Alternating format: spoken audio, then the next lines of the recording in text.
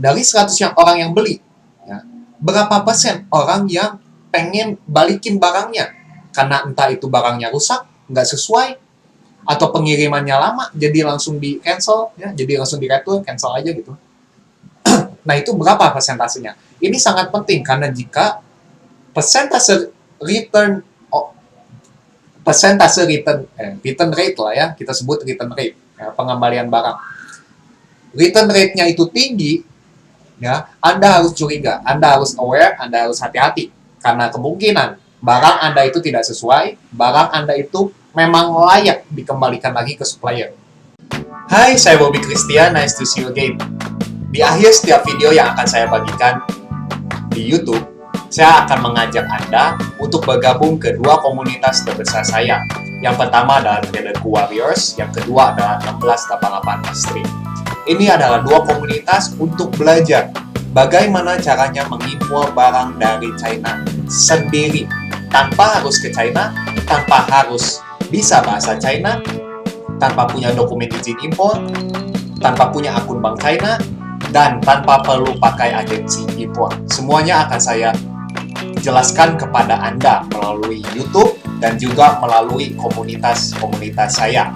Tentunya apa yang saya bagikan di YouTube itu hanya sebagian kecil saja.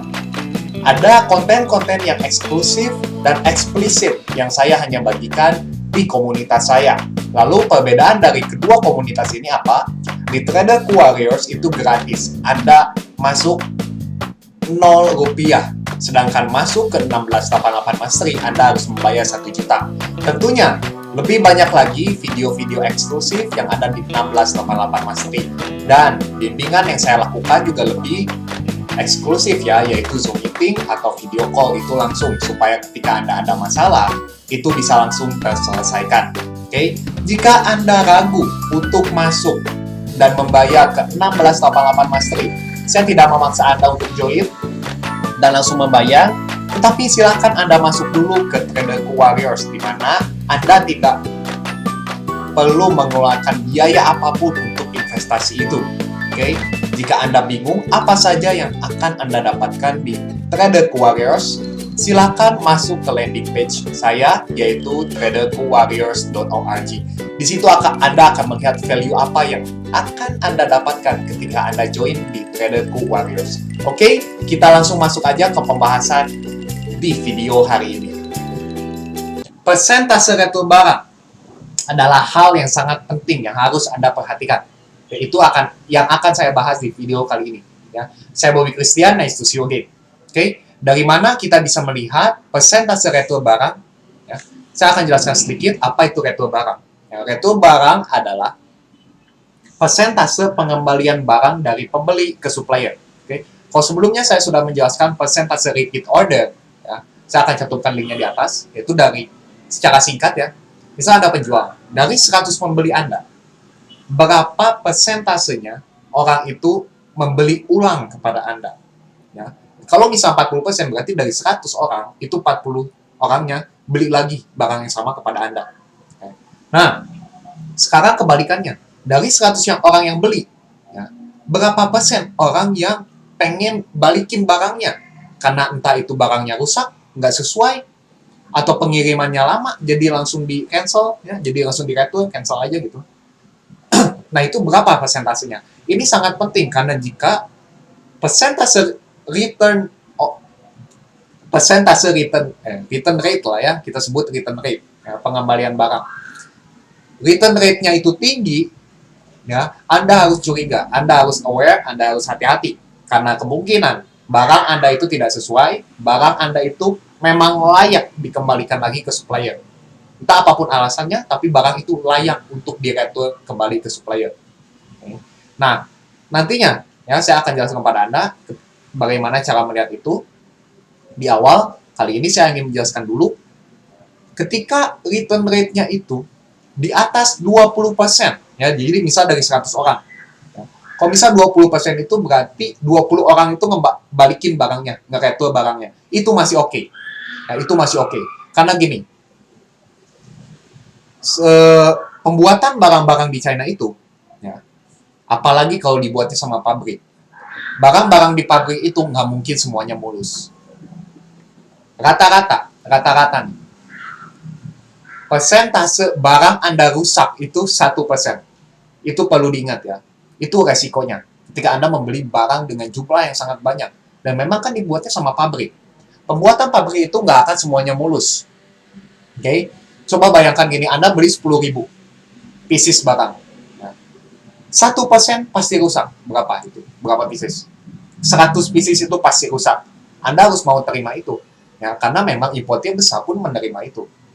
Kalau barang Anda 100 pieces rusak, dan Anda berniat untuk ngeretur ke supplier China, di China, ya, ini kan barangnya udah nyampe Indo. Ya, menurut saya itu akan tidak berguna. Karena untuk mengembalikan ke China, ya, itu Anda harus ekspor lagi ke China, ya tentunya. Ekspor ke China itu butuh duit. Ongkir lokal dari nanti kan ekspor perusahaan ekspor itu punya gudang di China, misalnya di Guangzhou. Nah, dari Guangzhou dikirim ke supplier itu ada ongkir lokal. Okay. Ongkir lokal China.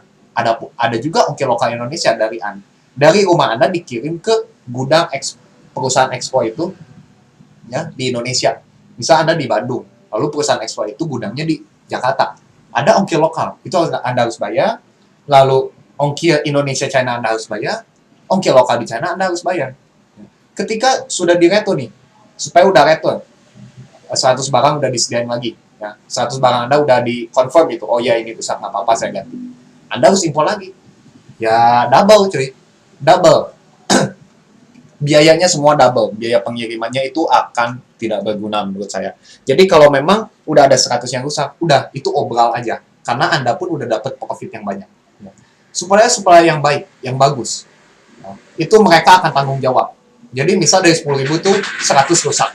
Okay? Ketika Anda membeli lagi ke mereka 10.000 pieces, maka mereka akan memberikan 10.100 pieces untuk mengganti 100 pieces barang yang rusak di pembelian sebelumnya. Itu supaya yang baik. Saya akan ajarkan juga bagaimana caranya berbicara tentang itu dalam bahasa Mandarin ke supplier China. Okay? Tentunya menggunakan bahasa bisnis ya, bahasa China untuk bisnis. Okay? Nah, sekarang kita akan masuk ke persentase retur barang, di mana, nah, Anda silakan masuk dulu ke halaman page seperti ini. Page seperti ini itu adalah halaman result page, search result page, halaman hasil pencarian. Oke, Anda bisa masuk ke sini jika Anda mengetikkan keyword untuk mencari barang. Ya, kalau Anda pakai gambar, sekali lagi saya jelaskan ya, saya nggak akan bosan-bosan jelasin.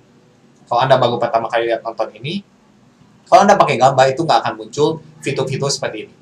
Kalau Anda pakai keyword, baru muncul fitur seperti ini. Kalau pakai gambar itu fiturnya cuma 3 biji kalau nggak salah. Ini Anda lihat sendiri ya. Ini banyak banget fiturnya tuh. Nah, jadi lebih baik pakai keyword. Oke, dimana kita bisa melihat persentase retur barang. Kita pilih salah satu barang.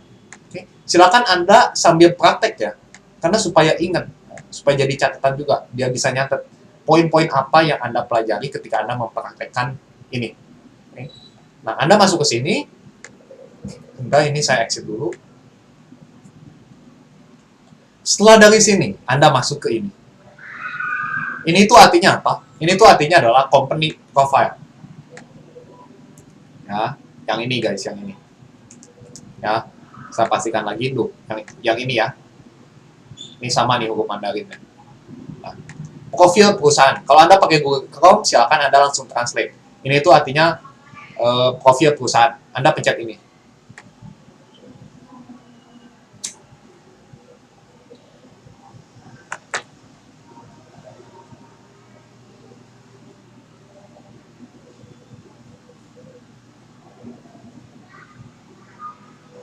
Oke, dari sini Anda silakan masuk ke sebentar sini.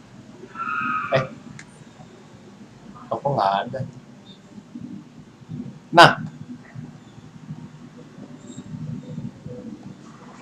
sebentar ya. Oke, ini 33%. Ya, saya buktikan kepada Anda dengan cara langsung translate ke bahasa Indonesia. Tingkat pengembalian barang itu 33%, sangat besar ya. Kalau saya sebagai sourcing agent ya, agent yang membantu untuk importer besar mencari barang, saya sudah jelas akan memblacklist toko ini. Karena apa? Karena retur barangnya itu 33%. Saya takut ketika saya membeli di supplier ini, barang dari klien saya itu banyak yang rusak, banyak yang harus diretur, dan belum tentu dia mau tanggung jawab seperti yang saya sebutkan sebelumnya ya. Mereka akan mengganti di next order. Itu belum tentu mereka mau. Ya. Apalagi ini 33%. Kalau misalnya masih 20%, itu saya kemungkinan mau. Ya. Tapi ini udah nggak bisa sih. 33% ini ketinggian. Ya, saya bakal otomatis ngeblok. Ya. Coba kita lihat yang lain.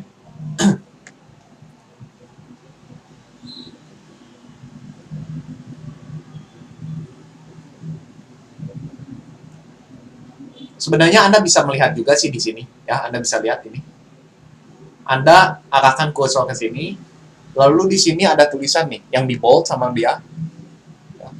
12% itu retur barang 12%. Sangat bagus. Sangat bagus. Oke, kita langsung ke company profile-nya. Itu cara cepatnya ya, Anda langsung lihat di situ. Di drag aja ke sini. Anda bisa langsung lihat retur barangnya apa. Retur barangnya berapa.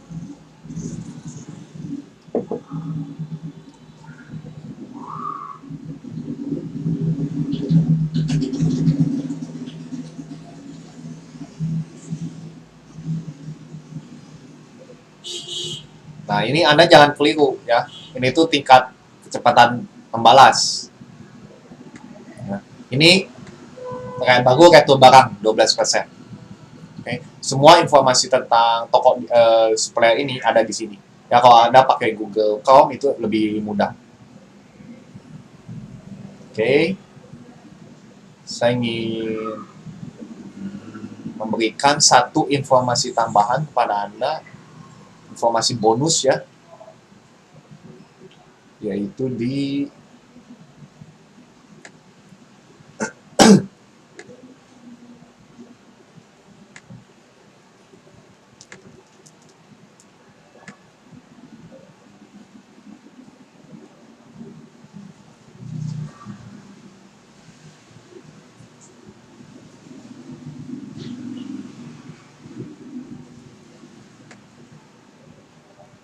sebentar ya.